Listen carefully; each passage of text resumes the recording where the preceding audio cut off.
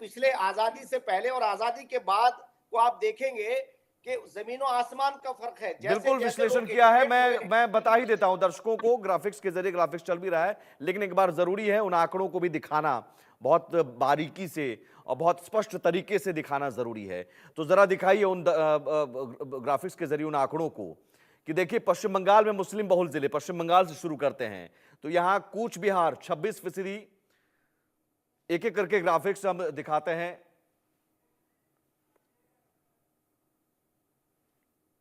उत्तर दिनाजपुर 50%,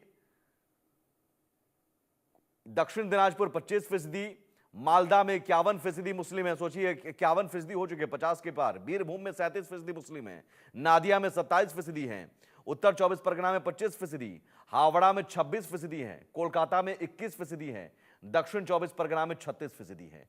आप समझिए कि 30 से 35% एवरेज है और कई जिलों में तो 50 को पार कर चुके हैं। पश्चिम बंगाल में अब अगला समझिए कि किस धर्म की आबादी बढ़ रही है। साल के हिसाब से 1991 में हिंदू यहां पर 74.72% थे, मुस्लिम 23.61% थे। साल 2011 में हिंदू हो जाते हैं 70.54% और मुस्लिम हो जाते हैं 27.01%। तो कितनी बढ़ी कितनी घटी? हिंदू आबादी जो है पश्चिम बंगाल में 4.18% घटी है, 3.40% मुस्लिम की आबादी बढ़ी है।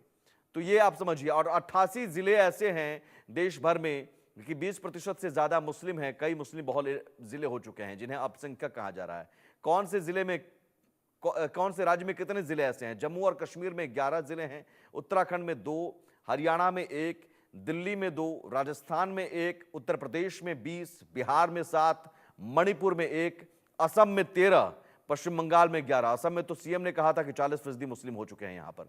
झारखंड में 5, मध्य प्रदेश में 1, गुजरात में 2, महाराष्ट्र में 1, तेलंगाना में 1, कर्नाटक में 1, लक्षद्वीप में 1, केरल में 6, पुडुचेरी में 1। ये ओवरऑल मैं कह रहा हूं कि 20% से ज्यादा मुस्लिम आबादी वाले जिलों की हमने बात की। लेकिन यहां पर क्या कहा जा रहा है? खतरे में मुसलमान है। कई बार ऐसे राग अलापे जाते हैं कि साहब खतरे में मुसलमान है। तो भाई इतनी आबादी बढ़ गई, खतरे में मुसलमान।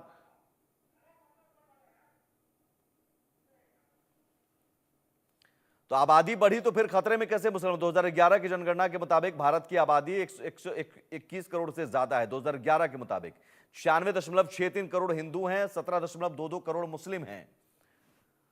और भारत की कुल आबादी में 79.8% हिंदू हैं और 14.2% मुस्लिम है। 2011 का आंकड़ा है क्योंकि उसके बाद नहीं हुआ है जनगणना। ईसाई 2.78 करोड़ 2.3% और सिख 2.08 करोड़ 1.7%। बौद्ध और जैन धर्म को मानने वालों की आबादी 1% से भी कम। अब समझिए कि कैसे मुसलमानों की आबादी बेतहाशा तरीके से बढ़ रही है। 2001 की तुलना में 2011 में भारत की आबादी 17.7% तक बढ़ी 2001 के मुकाबले 2011 में, जबकि मुस्लिमों की आबादी सबसे ज्यादा इसमें करीब 25% तक बढ़ी है। 1 से 11 की बात कर रहा हूं। हिंदू जबकि 17% से कम बढ़े, ईसाइयों की आबादी 15.5% बढ़ी, सिख 8.4% बढ़े थे। 1951 से 2011 में सबसे ज्यादा आबादी मुस्लिमों की बढ़ी है, इसे भी जरा समझिए। 1951 में 3.54 करोड़ मुस्लिम आबादी थी, जो 2011 में 386% की बढ़ोतरी 17.22 करोड़ हो गई। 386% की बढ़ोतरी। 1951 में हिंदुओं की आबादी 30.35 करोड़ थी, लेकिन इनकी बढ़ोतरी, हिंदुओं की बढ़ोतरी और मुस्लिमों की बढ़ोतरी आप समझिए। हिंदुओं की आबादी कितनी बढ़ी? 218% मात्र, 96.62 करोड़, और उनकी 386%। जबकि सिखों की आबादी 235% और ईसाइयों की 232% बढ़ गई। ये परसेंटेज में मैं बता रहा हूं। 1951 में भारत में हिंदू 84%, मुस्लिम 9%, ईसाई 2.2% और सिख 1.7% थे। 2015 में अमेरिकी रिसर्च फर्म प्यू रिसर्च की एक स्टडी आई थी 2015 में। अमेरिकी रिसर्च फर्म के आंकड़ों के मुताबिक, स्टडी के मुताबिक 2050 तक दुनिया की सबसे ज्यादा मुस्लिम आबादी भारत में होगी। 2050 तक भारत में हिंदू आबादी 1.3 अरब होगी, जबकि 31 करोड़ से ज्यादा मुस्लिम आबादी होगी। और दुनिया में उस समय तक जितनी मुस्लिम आबादी होगी उसमें से 11% अकेले मुस्लिम की आबादी भारत में होगी। और फिर भी खतरे में मुसलमान, खतरे में मुसलमान। स्वामी जी, ये खतरे में मुसलमान का राग अलापने वाले एक तरफ हैं, एक तरफ तो मौलाना तौकीर रजा जैसे लोग हैं, कहते हैं कि हम रूह कांप जाएगी अगर हम उतर गए तो, और अब ये फरहाद हकीम है कि हम कहते हैं कि अल्लाह की मेहरबानी से मेजॉरिटी से भी ज्यादा मेजॉरिटी बन जाएंगी। तो इन मुल्लों कटमुल्लों की सोच तो है, लेकिन सवाल सबसे बड़ा है कि हम इन कटमुल्लों की सोच को खतरनाक स्तर तक जाते जाते देख रहे हैं, और उन सियासी पार्टियों से भी सवाल जो इन्हें अपने वोट बैंक की मजबूरी समझ के माफ कर देते हैं, क्योंकि ममता बनर्जी ने इससे पहले भी कुछ नहीं किया। इससे पहले तो वो यहां तक कह चुके थे कि गैर मुसलमान जो हैं वो मजबूरी वाले हैं और उन्हें जो है धर्म परिवर्तन कर लेना चाहिए। मुस्लिम बहुल इलाकों को तो ये मिनी पाकिस्तान करार दे रहे हैं। बिल्कुल सत्य है। देखिएगा, ऐसा बात बोलूं? जी मैं आ रहा हूं मैं स्वामी जी की अपनी बात पूरी कर ली। जी जी, मैंने इसलिए स्पष्ट रूप से बोला कि इन बीमारियों का उन्मूलन होना आवश्यक है। ये राष्ट्रद्रोही तत्व हैं, ये राष्ट्रद्रोही हैं। हम इतनी विनम्रता से इनके साथ में शांति की बात नहीं कर सकते। शांति की बात उनसे होती है जिनके अंदर मानवीय मस्तिष्क हो, मानवीय हृदय हो। ये अमानवीय हैं। इनका उद्देश्य सिर्फ और सिर्फ पूरे विश्व के अंदर अशांति फैलाना है। इस प्रकार के लोगों के ऊपर नियंत्रण करना सिर्फ भारत का नहीं, पूरा वैश्विक परिदृश्य के अंदर होना आवश्यक है। आपने ईरान को देखा होगा सुमित जी, मैंने पूर्व में भी कहा कई बार, पर्शिया बेचारा जो ईरान अब कहलाता है, वहां के फारसी समुदाय जो शांति प्रिय और बड़ा प्रिय समुदाय था, बड़ा जिसे कह सकते हैं बहुत सोबर था, बेहद सभ्य समाज था, आज उनकी स्थिति देखिए और विलुप्ति के कगार पे आ गया है इनके आक्रमण के बाद भी। तो ये लोग एक सोची समझी साजिश के तहत चलते हैं, और इनमें गिने चुने कुछ अच्छे लोग होंगे जिन लोगों के साथ में ये वही व्यवहार करते हैं, जैसा भारत को इन्होंने बिल्कुल ये मान करके चल लिया है कि इनका सेफ हेवन है, इनके सबसे सुरक्षित। इनका इलाज क्या है फिर डॉक्टर शत्रुपा?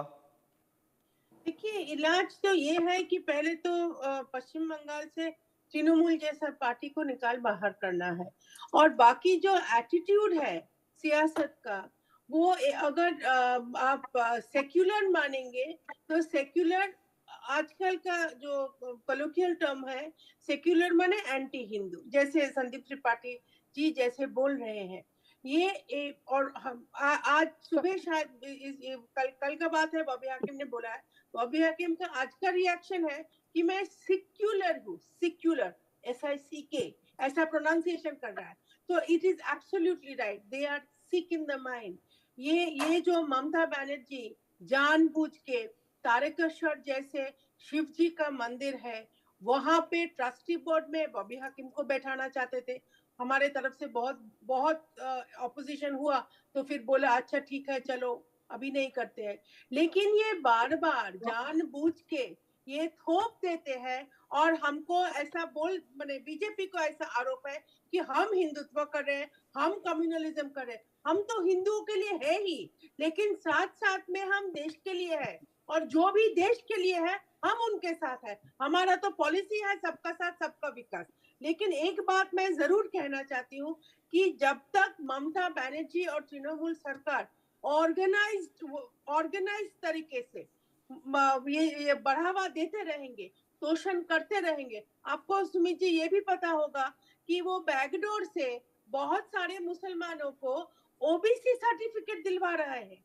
आप सोचिए, अभी इतने सालों में क्यों मुसलमान बैकवर्ड कम्युनिटी होगा?